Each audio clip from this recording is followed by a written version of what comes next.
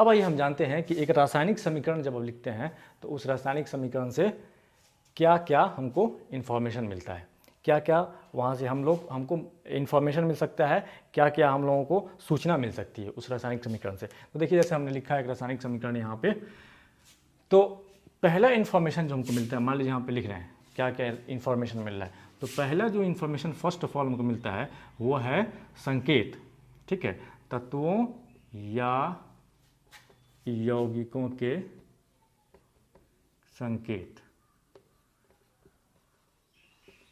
संकेत मतलब सिंबल, जैसे नाइट्रोजन का सिंबल ये N है, हाइड्रोजन का सिंबल H2 है, जो NH3 एक तरह का पदार्थ बना हुआ है, एक तरह का कंपाउंड बना हुआ है। तो पहला हमको क्या मिला, संकेत मिला।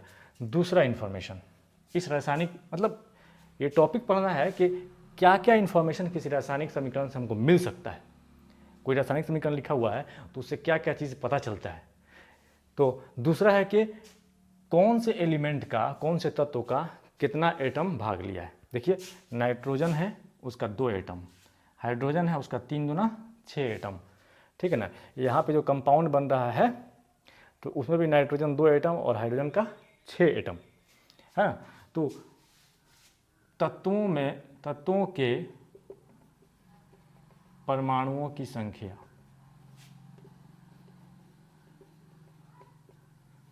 Number of atom of elements, ये पता चलता है। चलिए तीसरा इन्फॉर्मेशन भी कुछ पता चलता है, लिखते हैं। तीसरा इन्फॉर्मेशन इससे हमको ये मिलता है कि कितना मोल कौन सा एलिमेंट, कौन सा तत्व भाग ले रहा है और कितना मोल उत्पाद के रूप में कोई यौगिक बन रहा है या तत्व बन रहा है। तो देखिए नाइट्रोजन का यहाँ जो रहता है ना, इसके सामने लिखा नहीं लेकिन समझा जाता है 1, तो नाइट्रोजन का 1 मोल, नाइट्रोजन का 1 मोल। अब मोल क्या है एक अलग टॉपिक है, इसको 9th क्लास में पढ़ना था। अगर मोल पढ़ाने लगे तो ये टॉपिक आपको नहीं पढ़ा पाएंगे। तो मोल आप कहीं से पढ़ लीजिएगा या 9th क्लास का जब हम सीरीज बनाएंगे तो उसमें मोल पढ़ा देंगे। मोल का मतलब होता है कि जैसे आप दूध तौलते हैं तो 1 लीटर, आम तौल रहे हैं तो 1 kg, गेहूँ चावल तौल रहे हैं तो 1-2 kg, 10 kg, 1 क्विंटल। उसी तरह ये पदार्थ का समझिए एक तरह का आयतन है। मोल एक डिफरेंट टॉपिक है, बस जान जाइए कि एक तरह का मतलब गिनती है कि कितना मोल। तो 1 मोल, यहाँ पे हाइड्रोजन का 3 मोल, और यहाँ पे जो उत्पाद बन रहा है NH3 का वो बन रहा है 2 मोल। तो तीसरा इन्फॉर्मेशन क्या मिल रहा है हमको, मोलों की संख्या, मोलों की संख्या, नंबर ऑफ मोल्स, ठीक है। कोई और इन्फॉर्मेशन मिलता है क्या, देखते हैं इसमें। तो हाँ एक और इन्फॉर्मेशन मिल रहा है इस रासायनिक समीकरण से, तो वो इन्फॉर्मेशन है कि कौन से एलिमेंट का कितना ग्राम भाग ले रहा है, यानी कि आयतन, या इसको कह लीजिए वेट, कितना वेट। तो नाइट्रोजन का 14 होता है परमाणु भार, नाइट्रोजन का परमाणु भार कितना होता है, एटॉमिक वेट 14। तो यहाँ पे 2 ठो है तो 14 दूना 28 ग्राम, 28 ग्राम, ठीक है। यहाँ पे हाइड्रोजन का कितना होता है, 1 होता है तो 3 दूना 6 ग्राम, ठीक है। और यहाँ पे देखिए नाइट्रोजन का 2 है तो 28 और 6 34 ग्राम, 34 ग्राम। तो 28 और 6 34 ग्राम प्रोडक्ट रिएक्टेंट और 34 ग्राम प्रोडक्ट, मतलब जितना रिएक्टेंट उतना ही प्रोडक्ट। तो ये आयतन का भी पता चलता है। तो फिलहाल इतना ही समझना है कि कोई भी रासायनिक समीकरण लिखा जाए तो नंबर 1 तत्वों या यौगिकों का संकेत का पता चलता है, ठीक है, परमाणुओं की संख्या का पता चलता है, कितना परमाणु उसमें भाग ले रहा है, नंबर ऑफ एटम्स, और नंबर ऑफ मोल्स का पता चलता है कि कितना मोल उसमें भाग ले रहा है, और आयतन, ठीक है, एटॉमिक वेट का पता चलता है।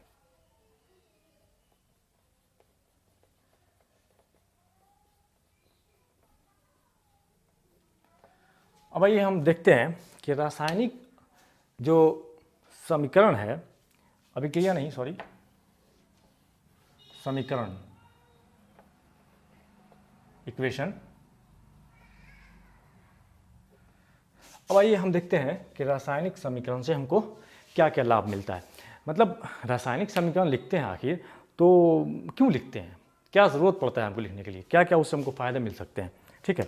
तो अगर मान लीजिए कि हमको दिखाना है किसी को कि वाटर का फॉर्मेशन कैसे होता है, जल का फॉर्मेशन, जल कैसे बनता है, तो हम कहेंगे भाई हाइड्रोजन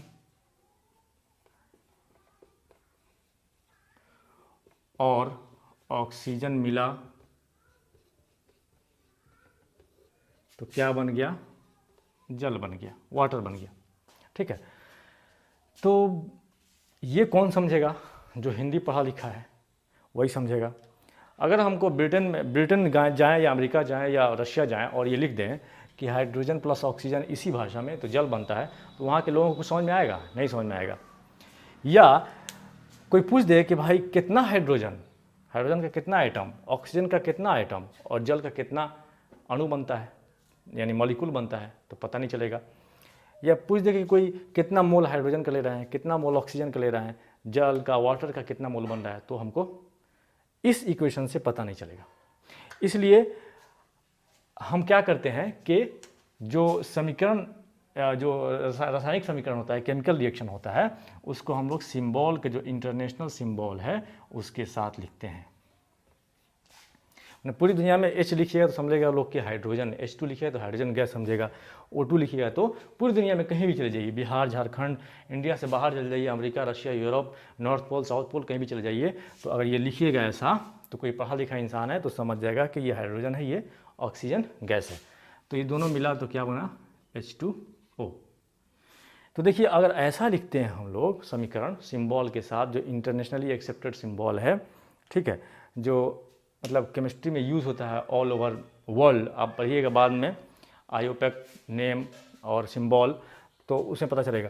तो यहाँ पर बहुत सारे लाभ हैं कि सिंबल का पता चलता है, समझिए कि मोल का पता चलता है, नंबर ऑफ एटम का पता चलता है, ठीक है, इंटरनेशनली एक्सेप्टेड है ये। तो ये वही टॉपिक हम लोग को पढ़ना है कि रासायनिक समीकरण की सीमाएं, लिमिटेशंस ऑफ केमिकल इक्वेशंस, कि आखिर रासायनिक समीकरण हम लोग लिख रहे हैं तो उसमें त्रुटि क्या रह जाता है, क्या प्रॉब्लम रह जाता है, ठीक है, और उसको हम लोग कैसे सुधार सकते हैं कि और उसको यूजफुल बना सकें। तो यही टॉपिक है कि इसलिए हमने एक ही टेबल वाइज पढ़ा कर रख दिया है कि इधर हम लिखेंगे क्या सीमाएं हैं, माने क्या कमी है रासायनिक समीकरण में, और यहाँ पर हम उसको दूर करने का उपाय बताएंगे। तो क्वेश्चन अगर ऐसा आ जाए आपके बोर्ड के एग्जाम में या कहीं भी कि रासायनिक समीकरण की सीमाएं लिखिए और उनको दूर करने के उपाय लिखिए। सीमाएं मतलब क्या अवगुण है, क्या कमी है, वो है सीमा, लिमिटेशंस, और दूर करने के उपाय यही हम बता देंगे आपको। देखिए, भौतिक पहला जो सीमा, इसलिए पहले लिख दिया हमने कि जो पहला जो सीमा है इसका, लिमिटेशंस है, वो है भौतिक अवस्था की जानकारी। यानी कि फिजिकल स्टेट, जो केमिकल रिएक्शन हो रहा है, जो अभिक्रिया हो रहा है दो या दो से अधिक तत्वों या यौगिकों के बीच में हो रहा है, तो आखिर वो किस स्टेट में है, कौन सॉलिड है, कौन लिक्विड है, ठीक है, या जो अभिक्रिया करने के बाद उत्पाद जो बन रहा है, प्रोडक्ट जो बन रहा है, तो वो आखिर किस स्टेट में है, सॉलिड है कि लिक्विड है कि गैस है। ये सब जो मैटर का स्टेट है, आप पढ़े होंगे कि सॉलिड है, लिक्विड है, गैस है, वो किस स्टेट में। तो यहाँ पर कोई जानकारी नहीं दिया गया है। जैसे कैल्शियम कार्बोनेट को हीट किया गया या टूटा तो कैल्शियम ऑक्साइड और कार्बन डाइऑक्साइड में टूट गया, लेकिन यहाँ पे कौन सा स्टेट है पता नहीं चल रहा है, ठीक है, कैल्शियम कार्बोनेट का कौन सा स्टेट है, कैल्शियम ऑक्साइड का कौन सा स्टेट है, CO2 का कौन सा स्टेट का मतलब कि ये ठोस है कि द्रव है कि गैस है, लिक्विड है कि गैस है या सॉलिड है, माने किस अवस्था में है। तो देखिए, इसको और अच्छा बनाने के लिए क्या करेंगे, ऐसे लिख लेंगे कैल्शियम कार्बोनेट, ये सॉलिड है ना कैल्शियम कार्बोनेट, तो इस कैल्शियम कार्बोनेट के आगे S लगा देंगे, और टूट रहा है तो कैल्शियम ऑक्साइड बन रहा है और सल्फर, और क्या बन रहा है, CO2 बन रहा है। तो कैल्शियम ऑक्साइड भी सॉलिड है, तो यहाँ भी S लगा देंगे, इसके आगे जगह नहीं है, आप लिख लीजिएगा। CO2 क्या है, गैस है, तो गैस के लिए स्मॉल g इसके आगे लगा करके ब्रैकेट से घेर देंगे। तो अब पढ़ने वाला समझ जाएगा कि कैल्शियम कार्बोनेट सॉलिड था, और जब अभिक्रिया होकर के टूटा ये कैल्शियम ऑक्साइड और CO2 में, तो कैल्शियम ऑक्साइड भी सॉलिड था, लेकिन कैल्शियम कार्बन डाइऑक्साइड एक तरह का गैस है। तो ये सीमा था, लिमिटेशन, ये इसको दूर करने का उपाय, यानी इसको और अच्छा बना दिया गया। दूसरा जो सीमा लिमिटेशन है कि पता नहीं चलता है, अगर हम डायरेक्ट ऐसे लिख देते हैं तो पता नहीं चलता है कि ये जो रिएक्शन है ऊष्माक्षेपी है या ऊष्माशोषी है। इसका मतलब कि एक्सोथर्मिक है या एंडोथर्मिक है, हमको पता नहीं चलता है। तो जैसे यहाँ पे कार्बन है, मैंने कोई कार्बन है, जैसे कोयला है, कोयला है क्या, कार्बन है, तो उसको जलाए मैंने O2 में हवा की उपस्थिति में जलाए तो C + O2, तो कार्बन डाइऑक्साइड गैस बनेगा और बहुत सारा हीट रिलीज होगा, ऊष्मा रिलीज होगा। तो ऊष्मा जिसमें निकलता है उसको क्या बोलते हैं? एक्सोथर्मिक, में ऊष्मा निकल रहा है, ऊष्मा क्षेपी। तो ऊष्मा मतलब यहाँ पर सॉरी हमने लिख दिया है प्लस ऊष्मा नहीं रहता लिखा, अगर प्लस ऊष्मा नहीं लिखा रहता तो यानी कि पता नहीं चलता कि इसमें ऊष्मा निकल रहा है कि नहीं। तो इसको और दूर कैसे किया जाता है? तो दूर करने का उपाय यही है कि C + O2 CO2 और ऊष्मा निकल रहा है तो ऊष्मा दर्शा दीजिए, लिख लीजिए, हीट लिख लीजिए वहाँ पे HEAT या ऊष्मा लिख दीजिए।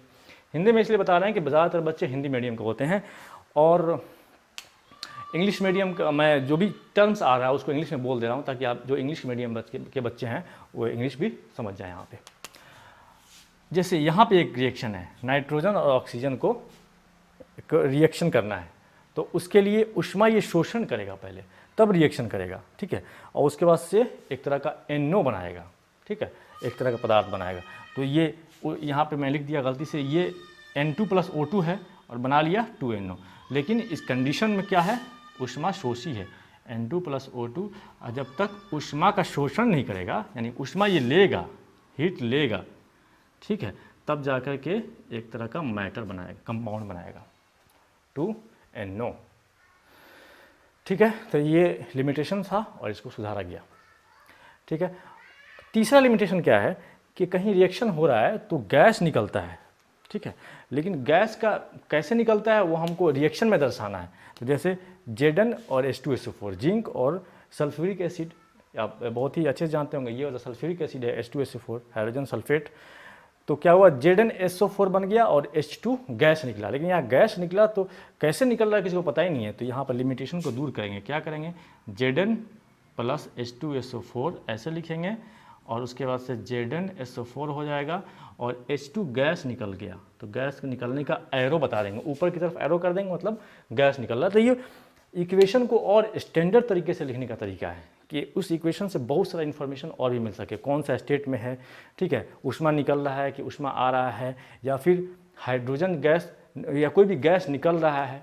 तो वहाँ पे हम लोग ये सिंबल दे करके इक्वेशन को और भी ज़्यादा उपयोगी और उसके लिमिटेशन को दूर कर देते हैं। अवक्षेप बनने की जानकारी, आपको अवक्षेप समझा चुके हैं। जैसे दही जो होता है उसको मथा जाता है तो मक्खन क्या अवक्षेप बन जाता है और एक तरह का मट्ठा निकलता है, तो दो तरह का उसमें पदार्थ बन जाता है, मट्ठा और मक्खन। तो मक्खन क्या एक तरह का अवक्षेप है। तो अवक्षेप बनने की जानकारी, जैसे AgNO3 सिल्वर नाइट्रेट लिए और हाइड्रोजन क्लोराइड लिए तो AgCl और HNO3 बन गया, लेकिन यहाँ पर अवक्षेप बन रहा है। ये AgCl क्या है? अवक्षेप है, ठीक है। तो अवक्षेप बनने की जानकारी यहाँ पे हम लोग रिएक्शन में कैसे देंगे कि रिएक्शन में अवक्षेप कैसे बन रहा है। तो देखिए इसी रिएक्शन को अगर ऐसा लिखते हैं हम लोग AgNO3 + HCl AgCl + HNO3, ठीक है, रिएक्शन वही है, ये लिमिटेशन था, इसको दूर करना है। तो क्या AgCl अवक्षेप बन रहा है ना, तो अवक्षेप कहाँ? नीचे बैठता है। अवक्षेप का मतलब क्या? वो भारी हो गया, वो नीचे बैठ गया। तो नीचे बैठ गया तो एरो नीचे की तरफ दिखा देंगे तो समझेगा, कोई भी समझेगा कि AgCl क्या है? एक तरह का अवक्षेप है जो इस प्रोडक्ट में, माने जो रिएक्शन हो रहा है और जो इसका उत्पाद बन रहा है, जो प्रोडक्ट बन रहा है, उसमें AgCl अवक्षेप की तरह नीचे बैठ जा रहा है, ठीक है। ये था लिमिटेशन और उसका सुधारने का तरीका। पांचवा लिमिटेशन देखिए, अभिक्रिया के शर्तों की जानकारी है। ये बहुत इंपॉर्टेंट है कि किस कंडीशन में अभिक्रिया हो रहा है। कभी कभी क्या होता है कि कोई चीज़ को लाइए, जैसे कपूर लाइए, हवा में छोड़िए, रिएक्शन करके उड़ जाएगा, मतलब उसको किस चीज़ की देने की ज़रूरत है, ठीक है। लेकिन अगर कोयला लाइए तो कोयला क्या है, जब तक जलाइएगा नहीं और जब तक वो अपना इग्निशन जो टेम्परेचर है उस वक्त तक पहुँचेगा नहीं, उस टेम्परेचर तक पहुँचेगा नहीं, उस ताप को पा नहीं लेगा, तब तक कोयला जलेगा नहीं। तो वहाँ पे है ना कंडीशन कि वो उसका जो इग्निशन टेम्परेचर है, जो ज्वलन ताप है, वहाँ तक पहुँचना चाहिए उसका ताप, तभी जलेगा। तो ये शर्त हो गया। लेकिन किसी चीज़ को लगेगा हवा में, जैसे कपूर है, ऐसे छोड़े उड़ गया हवा में, तो वहाँ पर रिएक्शन हो रहा है लेकिन किसी चीज़ की ज़रूरत नहीं है। या आप देख लीजिए एक तरह का रिएक्शन, पेड़ पौधे जो खाना बनाते हैं अपना, प्रकाश संश्लेषण अभिक्रिया जिसको बोलते हैं, फोटोसिंथेसिस रिएक्शन। तो वहाँ पर क्या होता है कि जब तक सूर्य प्रकाश नहीं रहेगा और जब तक क्लोरोफिल की मौजूदगी नहीं रहेगी तब तक क्या होगा कि रिएक्शन होगा ही नहीं कार्बन डाइऑक्साइड और जल के बीच, वाटर के बीच। तो हो गया ना, एक कंडीशन, एक शर्त है, ये चीज़ होना चाहिए। या कोई अभिक्रिया कोई ख़ास टेम्परेचर पर या ख़ास दाब पर होता है, ठीक है, एटमॉस्फेरिक प्रेशर इतना रहेगा तभी जाके वो अभिक्रिया हो पाएगा, ठीक है, इतना टेम्परेचर होगा तभी जाके वो अभिक्रिया हो पाएगा। तो ये है कंडीशन। तो अगर हम नॉर्मली रिएक्शन लिखते हैं खाली तो पता नहीं चलता है कि आखिर किस कंडीशन में हुआ है, ज़बरदस्ती कराया गया है इसका रिएक्शन या खुद ब खुद रिएक्शन हो गया, सेल्फ हो गया, स्वयं हो गया रिएक्शन। तो ये लिमिटेशन है। और उसको दूर कैसे करेंगे? दूर करने का तरीका क्या है कि जैसे यहाँ पे देखिए हाइड्रोजन और क्लोरीन है, तो एक तरह का ये प्रकाश संश्लेषण अभिक्रिया है। तो इसको दूर करने का क्या उपाय है कि यहाँ पर हम लोग अगर कोई भी कंडीशन है तो कोई भी कंडीशन है तो ऊपर लिखते हैं, माने ताप है तो ताप लिख लेंगे, कितना ताप है 200, 300, 100 डिग्री जितना है, या दाब है तो दाब भी लिख लेंगे, या और भी कोई चीज़ है जैसे ताप हो गया, दाब हो गया, या कोई उत्प्रेरक है यानी कोई कैटलिस्ट है। कैटलिस्ट का मतलब समझते हैं आप? कैटलिस्ट क्या होता है कि वो खाली रिएक्शन करने में मदद करता है लेकिन रिएक्शन में अभिक्रिया में भाग नहीं लेता है। तो ये जो भी है कंडीशन, ताप है, दाब है, उत्प्रेरक, वो एरो के ऊपर हम लोग लिख लेते हैं। या प्रकाश संश्लेषण है तो प्रकाश लिख लेंगे ऊपर कि प्रकाश संश्लेषण के मौजूदगी में हो रहा है ये, ठीक है। तो ये हाइड्रोजन क्लोराइड बना लेता है। तो यहाँ पर हम लोग लिख लेते हैं, लिमिटेशन कैसे कर सकते हैं, इस एरो के ऊपर उस रिएक्शन का कंडीशन हम लोग लिख लेते हैं तो लिमिटेशन दूर हो जाता है। छठा और आखिरी, उत्क्रमणीयता की जानकारी। कहने का मतलब कि नाइट्रोजन और हाइड्रोजन जब रिएक्शन करता है तो ये NH3 बनाता है, लेकिन इसका रिवर्स भी सही है। इसका रिवर्स भी क्या सही है कि N2 और H2 रिएक्शन किया तो क्या बना लिया 2NH3, एक तरह का ये हो गया। लेकिन रिवर्स क्या है कि 2NH3 से फिर N2 और H2 बन जाएगा। तो अगर रिवर्स भी उत्क्रमणीयता में जानकारी तो एक तरह का एरो ऐसे लगाते हैं और एक तरह का एरो ऐसे लगाते हैं। इस लिमिटेशन को हम लोग इस तरह से दूर कर देते हैं। तो देखा आपने 6-7 तरह का लिमिटेशन, मतलब किसी भी रासायनिक समीकरण को हम लोग लिखते हैं, रासायनिक अभिक्रिया को हम लिखते हैं तो हम लोग 6-7 तरह का लिमिटेशन फेस करते हैं कि हम लोग को ना सॉलिड कौन सा स्टेट है पता नहीं चलता है, या गैस कहाँ बन रहा है, अवक्षेप कहाँ बन रहा है, या किस कंडीशन में अभिक्रिया हो रही है, उत्क्रमणीयता क्या है। तो इस तरह का लिमिटेशन फेस करते हैं। और इधर हमने बता दिया आपको कि कैसे उस। अब आइए इस चैप्टर का जो आखिरी टॉपिक है वो हम पढ़ते हैं। इस चैप्टर का आखिरी टॉपिक है कि रासायनिक अभिक्रियाओं के प्रकार कितने हैं, how many types of chemical reactions. यानी कि कहीं हम देख रहे थे, अभी हम लोग बहुत सारी इक्वेशंस लिख रहे थे, उसको बैलेंस भी किए और उसका लिमिटेशंस भी देखे, तो हम लोग कहीं कहीं देख रहे थे कि रासायनिक अभिक्रिया में कहीं दो तत्व आपस में जुड़ रहा है, कहीं एक कंपाउंड जो है वो टूट करके 2 या 2 से अधिक तत्वों या यौगिकों में बदल जा रहा है। कहीं हम लोग देख रहे हैं कि प्रकाश की उपस्थिति में ये अभिक्रिया हो रहा है। तो इसी बेसिस पर बांटा गया है कि रासायनिक अभिक्रिया कितने प्रकार के होते हैं, how many types of chemical reactions. और इसमें से बोर्ड में आपके 2022 के क्वेश्चन रहेगा ही रहेगा। ये बहुत ही इंपॉर्टेंट टॉपिक है। ये टॉपिक जो इस चैप्टर में है ये बहुत ही इंपॉर्टेंट है। एक इंपॉर्टेंट हमने बताया था इस चैप्टर में कि इक्वेशन को बैलेंस कैसे करना है, और दूसरा ये इंपॉर्टेंट है कि कितने टाइप्स के केमिकल रिएक्शंस होते हैं, how many types of chemical reactions, यानी रासायनिक अभिक्रिया कितने प्रकार है। ठीक है, तो आइए हम लोग पढ़ते हैं एक एक करके। पहला, फर्स्ट, संयोजन अभिक्रिया। संयोजन अभिक्रिया, इसको कहते हैं इंग्लिश में कॉम्बिनेशन रिएक्शन। कॉम्बिनेशन, सॉरी थोड़ा मैं फास्ट लिखता हूँ, so bear with me. Combination reaction, संयोजन। अब नाम से ही पता चल रहा है कि दो तत्व आपस में कंबाइन हो या दो यौगिक आपस में कंबाइन हो, यानी दो एलिमेंट या दो कंपाउंड आपस में कंबाइन होकर के तीसरे यानी प्रोडक्ट के रूप में किसी तीसरे यौगिक का या चौथे यौगिक का फॉर्मेशन करे, बनाए, तो उसे कहते हैं संयोजन अभिक्रिया। जैसे देखिए कार्बन और O2 CO2, Mg मैग्नीशियम और ऑक्सीजन के साथ मिला तो 2MgO, ठीक है ना, इसको बैलेंस कर दीजिए 2MgO। देखिए कैल्शियम ऑक्साइड में थोड़ा सा पानी डालिए तो चूना बन जाएगा, कैल्शियम हाइड्रोक्साइड बन जाएगा। और क्या हो जाएगा, हाँ ये कैल्शियम ऑक्साइड में थोड़ा सा पानी डालिए तो कैल्शियम हाइड्रोक्साइड बन जाएगा। अब देखिए यहाँ पे बैलेंस कर सकते हैं आप, कैल्शियम 1 है, कैल्शियम 1 है, ऑक्सीजन कितना हो गया, 2 हो गया, ऑक्सीजन 2, हाइड्रोजन 2, बैलेंस है पहले से। तो ये सारे तरह के अभी हम लोग हमने जो रिएक्शन लिखे हैं यहाँ पे, ये संयोजन अभिक्रिया है। यहाँ पे देखिए एक तत्व मिल करके एक यौगिक बना रहा है। यहाँ पे एक तत्व यानी कि Mg और ऑक्सीजन एक तत्व है ना, एलिमेंट है, मिल करके एक कंपाउंड बना रहा है। यहाँ पे 2 कंपाउंड मिल करके, 2 कंपाउंड, ये भी कंपाउंड है, कैल्शियम और ऑक्सीजन 2 मिलकर कंपाउंड हो गया, यौगिक हो गया। हाइड्रोजन ऑक्सीजन कंपाउंड हो गया और मिलकर के तीसरे कंपाउंड का निर्माण कर रहा है।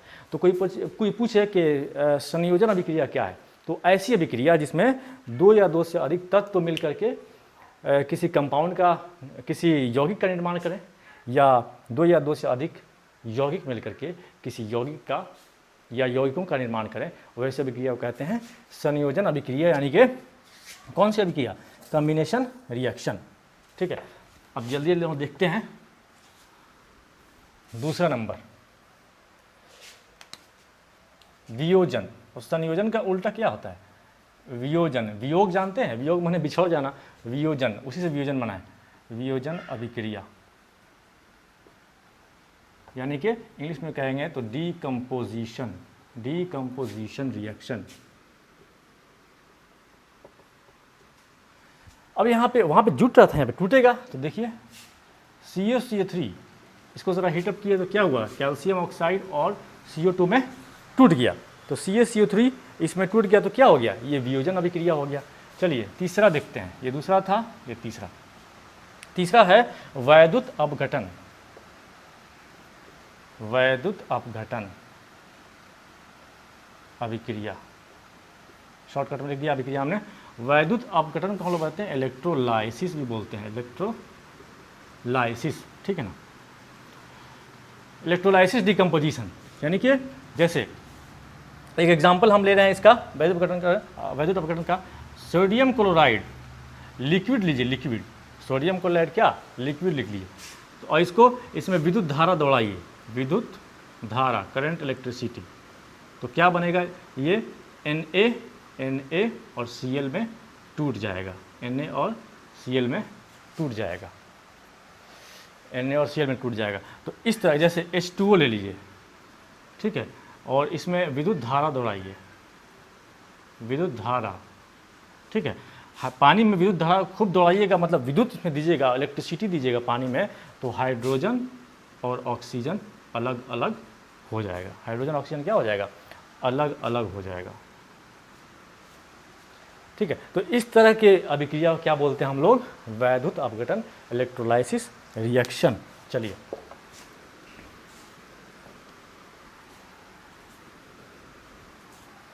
चौथा, एकल विस्थापन। ये सब प्रकार है, टाइप्स ऑफ केमिकल रिएक्शन। एकल विस्थापन अभिक्रिया।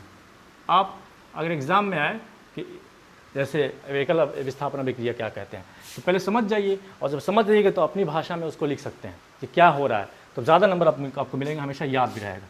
ठीक है, तो डिस्प्लेसमेंट विस्थापन मतलब क्या होता है, डिस्प्लेसमेंट रिएक्शन, एकल विस्थापन अभिक्रिया, डिस्प्लेसमेंट रिएक्शन। एकल विस्थापन अभिक्रिया में क्या होगा कि क्या होगा, जैसे जिंक अभिक्रिया कर रहा है कॉपर सल्फेट से, जिंक है और कॉपर सल्फेट से अभिक्रिया किया, तो क्या होगा, ये जिंक जो है ज़्यादा अभिक्रियाशील है। अब आगे आप पढ़िएगा कि रिएक्टिविटी सीरीज, यानी कि कौन सा तत्व कितना अभिक्रियाशील है।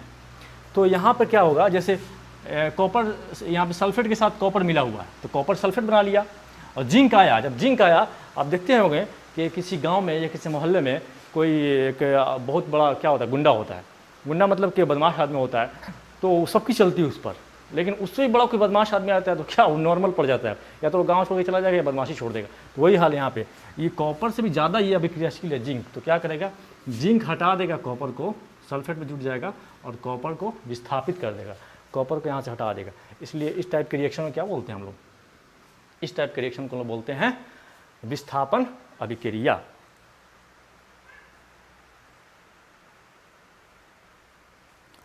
इस टाइप की अभिक्रिया को हम लोग क्या बोलते हैं, विस्थापन अभिक्रिया बोलते हैं।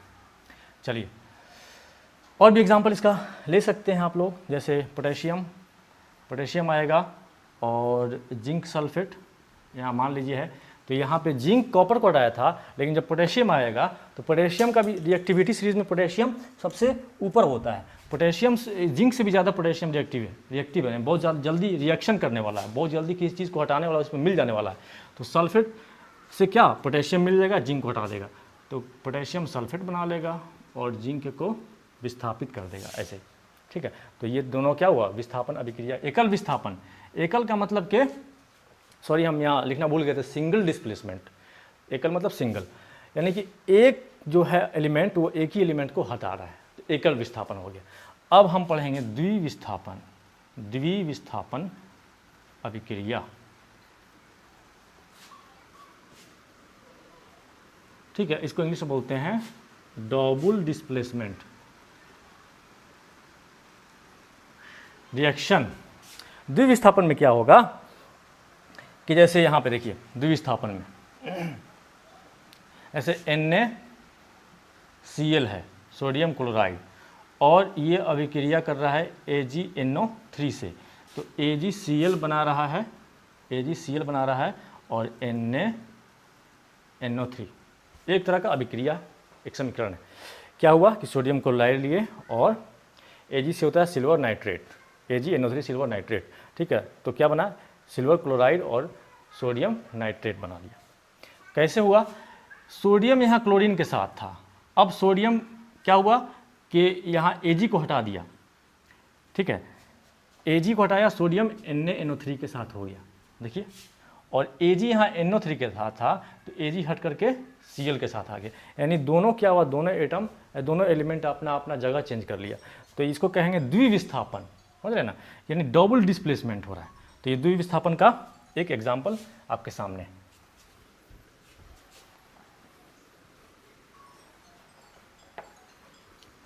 चलिए आगे हम लोग पढ़ेंगे इसमें उदासीनीकरण, पांचवा या छठा जो भी है, नंबरिंग आप देख लीजिएगा।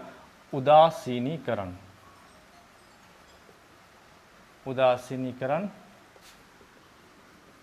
अभिक्रिया, इसको पढ़ते हैं हम लोग नॉर्मलाइजेशन रिएक्शन। उदासीनीकरण का मतलब समझ लीजिए। सबसे पहले उदासीनीकरण होता क्या है, तो यानी कि किसी चीज़ का असर खत्म हो जाए, प्रभाव खत्म हो जाए, तो उसको कहेंगे हम लोग उदासीन हो गया, माने उसका कोई ना टेस्ट रहे ना उसका कोई रंग रहे, तो उसको कहेंगे हम लोग क्या है, उदासीन। तो उदासीनीकरण अभिक्रिया किसमें होता है, तो जब अम्ल यानी कि एसिड और भस्म मतलब बेस जब रिएक्शन करता है आपस में, तो क्या बनाता है, लवण बना देता है। ये हमेशा याद रखिएगा, जब अम्ल कोई भी एसिड और कोई भी बेस आपस में जब मिलता है तो हमेशा लवण क्या होता है, साल्ट। तो इसका स्वाद जो है, टेस्ट होता है खट्टा, और इसका टेस्ट होता है तीखा, और जब मिलता है तो यहाँ पे कोई टेस्ट नहीं होता है, लवण बनाता है और लवण का कोई टेस्ट नहीं होता, जिसका कोई टेस्ट नहीं, उसको कहते हैं क्या, उदासीन हो गया। तो एक तरह का हम लोग लिखने जा रहे हैं उदासीनीकरण का, जैसे हाइड्रोजन क्लोराइड ले लीजिए, एक तरह का बहुत ही ज़्यादा खट्टा एसिड है, और सोडियम हाइड्रोक्साइड ले लीजिए। अब दोनों का रिएक्शन का, ये बेस है, ये एसिड है और ये बेस है, तो क्या होगा, NaCl हो जाएगा सॉरी, NaCl हो जाएगा, सोडियम क्लोराइड ये साल्ट हो जाएगा, साल्ट, यानी एसिड और बेस मिला तो साल्ट हो गया, और इसमें से जो बाकी है H2O वो बाहर निकल जाएगा। ठीक है, तो ये एक तरह का उदासीनीकरण अभिक्रिया है। छठा है प्रकाश रासायनिक अभिक्रिया।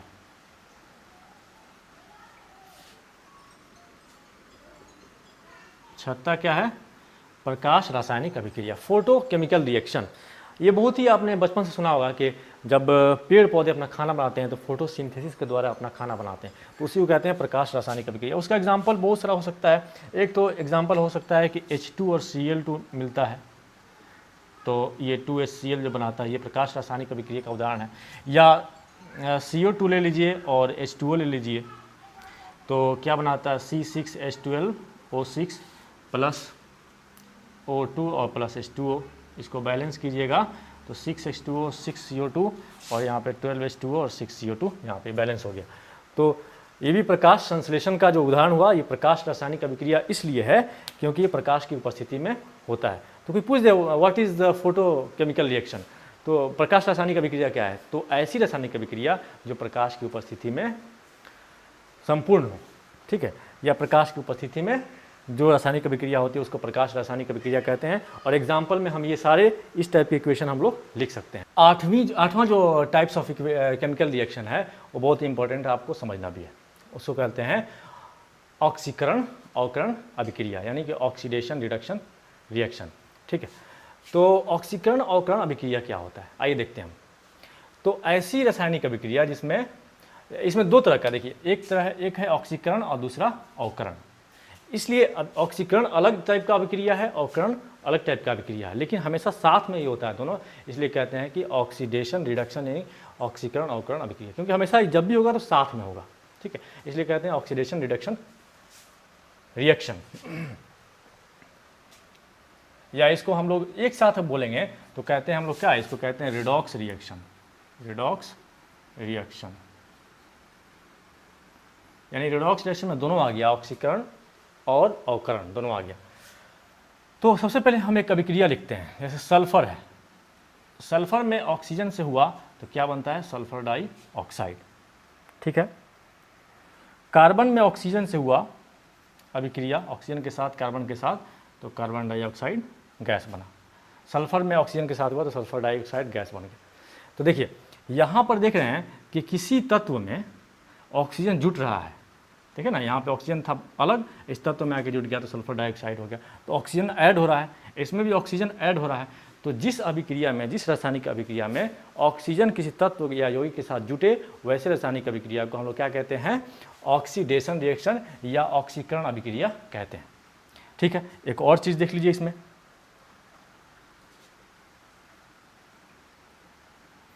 एक और अभिक्रिया देख लीजिए, HCl MgO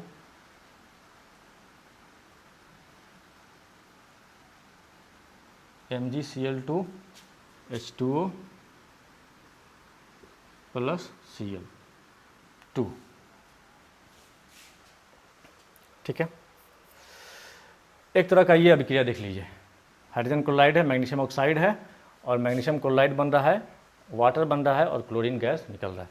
इसमें क्या हो रहा है कि HCl माने हाइड्रोजन इसके साथ था, क्लोरीन के साथ, हाइड्रोजन क्लोरीन के साथ था, लेकिन यहाँ पर जाते जाते हाइड्रोजन क्लोरीन से अलग हो गया है। हाइड्रोजन क्लोरीन के साथ साथ था, लेकिन प्रोडक्ट में क्या हुआ, रिएक्शन तो हुआ, रिएक्शन के बाद से क्या हुआ कि हाइड्रोजन क्लोरीन से अलग हो गया। तो यहाँ पे हाइड्रोजन अलग हो रहा है। यहाँ पे देखिए ऑक्सीजन जुट रहा है, सल्फर के साथ ऑक्सीजन जुट रहा है, कार्बन के साथ ऑक्सीजन, लेकिन इस रिएक्शन में हाइड्रोजन किसी यौगिक से हाइड्रोजन अलग हो रहा है, किसी कंपाउंड से हाइड्रोजन अलग हो रहा है।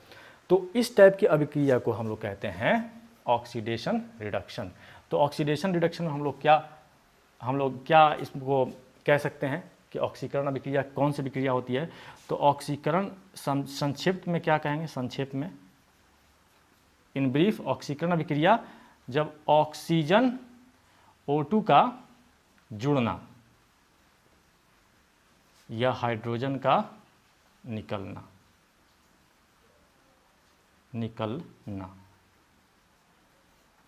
ठीक है ना, ऑक्सीजन जुड़े या हाइड्रोजन, चलिए खाली O लिखिए और H लिखिए। यानी ऑक्सीजन किसी के साथ किसी रिएक्शन में जुड़ता है तो सो ऑक्सीकरण हुआ, या अगर हाइड्रोजन भी निकलता है, ऑक्सीजन नहीं जुट करके हाइड्रोजन निकले तो भी उसको क्या कहेंगे, ऑक्सीकरण अभिक्रिया कहेंगे। अब देखिए अवकरण अभिक्रिया क्या होता है। ये था ऑक्सीकरण, अब देखिए अवकरण अभिक्रिया क्या होता है।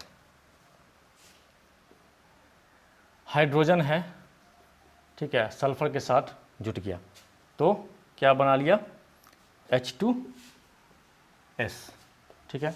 हाइड्रोजन है, O2 के साथ जुट गया तो क्या बना गया, H2O।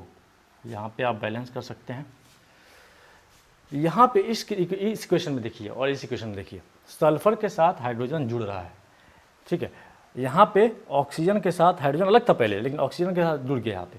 तो हाइड्रोजन जिस इक्वेशन में जुड़े, जिस केमिकल रिएक्शन में हाइड्रोजन किसी तत्व के साथ जुड़े या किसी यौगिक के साथ जुड़े, तो वैसे रिएक्शन को क्या कहते हैं? अवकरण, यानी कि रिडक्शन रिएक्शन कहते हैं। ठीक है, ऐसे रिएक्शन क्या क्या कहते हैं? अवकरण, अवकरण अभिक्रिया। ठीक है, या एग्जाम्पल और ले लीजिए एक, CuO plus H2, Cu plus H2O। अब देखिए ये भी क्या, देखिए यहाँ पे कॉपर के साथ ऑक्सीजन है, यहाँ पर देखिए कॉपर के साथ ऑक्सीजन है ना, ऑक्सीजन, और यहाँ पर जाते जाते ऑक्सीजन निकल गया, कॉपर से ऑक्सीजन बाहर चला गया, कॉपर को छोड़ दिया, तो यहाँ पे ऑक्सीजन का रिमूव हो गया ना, तो ये भी अभिक्रिया क्या कहेगा? इस अभिक्रिया को क्या कहेंगे? अवकरण। इस अभिक्रिया को क्या कहेंगे हम लोग? अवकरण अभिक्रिया। यहाँ पे क्या था? ऑक्सीजन कॉपर के साथ था, और यहाँ पे जाते जाते कॉपर से ऑक्सीजन बाहर हो गया, तो क्या कहेंगे हम लोग? यहाँ पे अवकरण हुआ है, यहाँ पे अवकरण।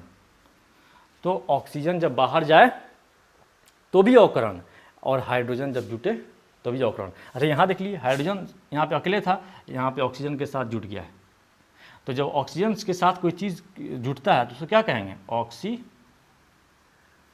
ऑक्सीकरण।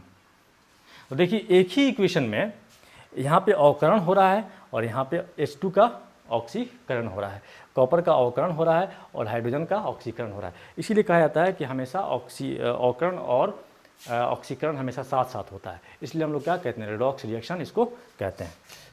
अब देखिए इतना आप जान गए। अब ऑक्सीकरण अवकरण को हम लोग समराइज करते हैं कि कहाँ पे ऑक्सीकरण, कैसे ऑक्सीकरण होता है और कैसे अवकरण होता है। तो ऑक्सीकरण, ऑक्सीकरण ऑक्सीडेशन रिएक्शन, यानी जब हाइड्रोजन निकलना, हाइड्रोजन का निकलना और ऑक्सीजन का जुड़ना, तो कहेंगे ऑक्सीकरण हुआ।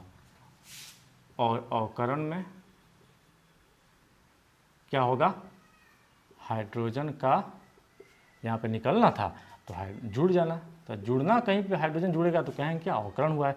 और ऑक्सीजन जुड़ रहा था तो ऑक्सीकरण था, इसका उल्टा हो जाएगा, ऑक्सीजन का निकलना। ऑक्सीजन कहीं से निकलेगा तो कहेंगे क्या? अवकरण हुआ है। जैसे एग्जाम्पल लीजिए, H2 और O2 ले लीजिए, H2O बन गया।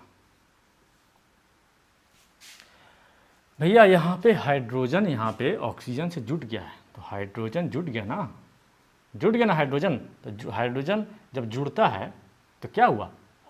हाइड्रोजन किसी में जुड़ गया तो क्या हुआ? अवकरण।